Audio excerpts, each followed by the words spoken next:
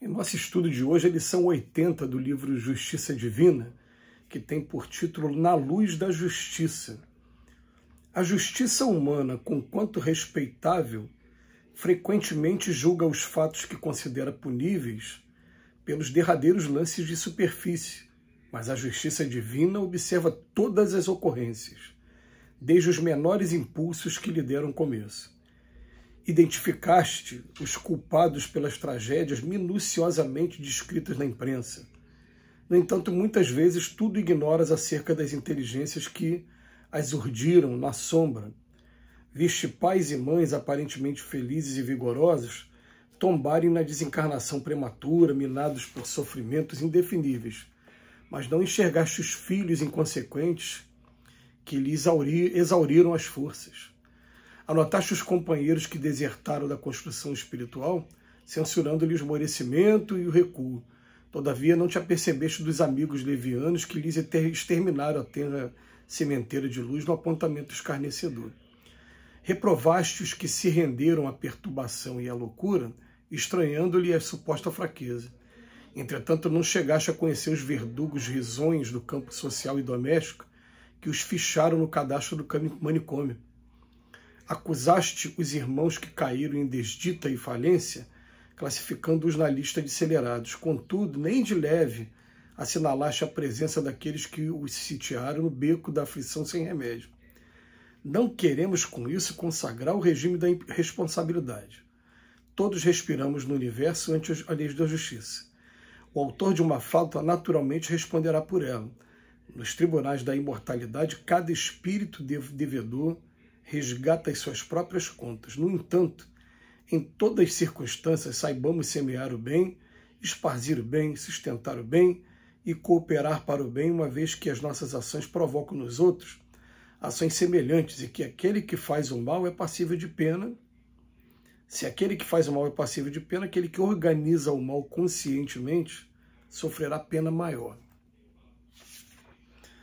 É um recado muito sério trazido por Emmanuel, porque a gente não consegue observar o plano espiritual que está ao nosso redor.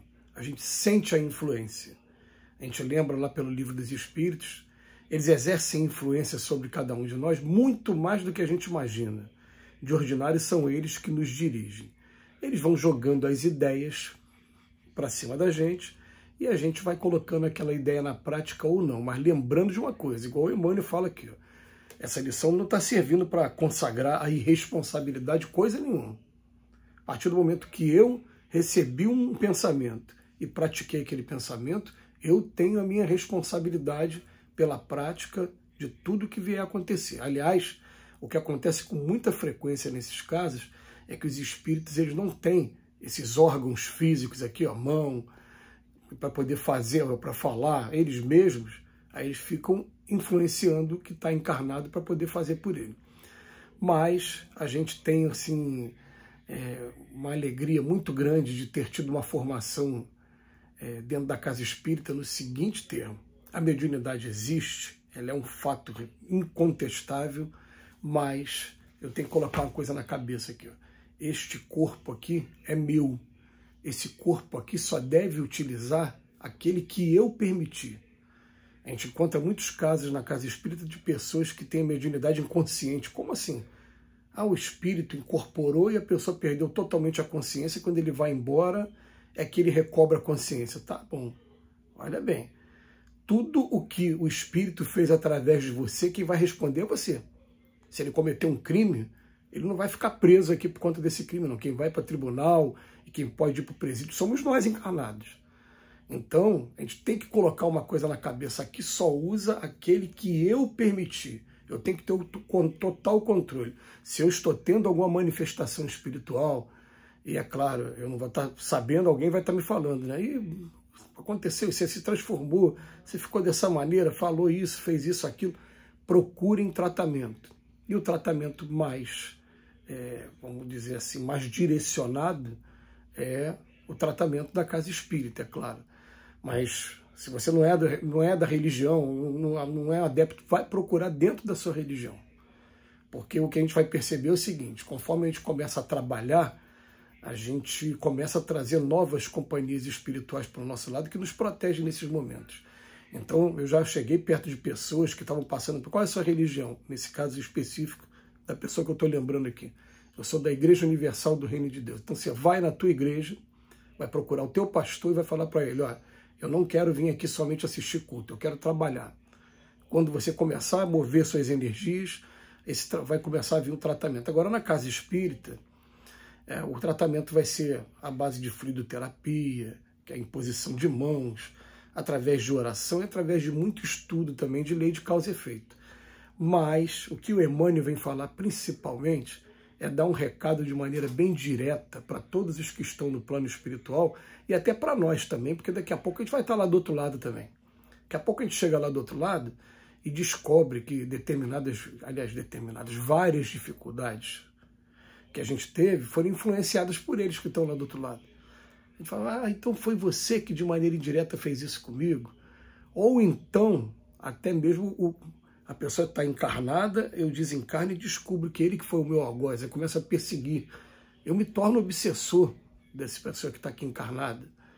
E a partir do momento que eu me entrego para esses roupantes aí de vingança, esses estados de demência temporária que a gente tem quando está querendo se vingar de alguém, o que acontece? Eu estou trazendo para mim, com toda a sua força, a lei de causa e efeito também. Então o Emmanuel, essa frase que chega aqui no final, ela é para a gente meditar e meditar e meditar várias vezes. Ele fala o seguinte, ó, se aquele que faz o mal é passível de pena, aquele que organiza o mal conscientemente sofrerá pena maior. Então a gente vê o seguinte, vê espíritos que se especializaram em induzir os encarnados a suicídio. A gente já tem notícia do que acontece com eles também. Eles vão passar aqui uma vida também muito complicada, com muita perturbação espiritual. São aqueles doentes que depois procuram a gente, o que eu faço? Tal. Na verdade, quando ele estava desencarnado, ele estava intuindo as pessoas a se suicidarem. Ou então a fazer alguma coisa para ele que ele não pode fazer e que é tudo voltado para o mal também. Aí agora estão aqui passando por esse perrengue, essa dificuldade, e a casa espírita vai ajudar, mas o melhor remédio é a evangelioterapia. Não adianta você dar o tratamento tentando proteger aquela pessoa se aquela pessoa não muda o seu comportamento, não muda o seu sentimento, não muda as suas ideias, não tem como. Ele vai continuar atraindo para o lado dele espíritos com o mesmo ideal, com o mesmo objetivo e que vão levar para estados lamentáveis, deploráveis mesmo, os estados que costumam acontecer nessas circunstâncias.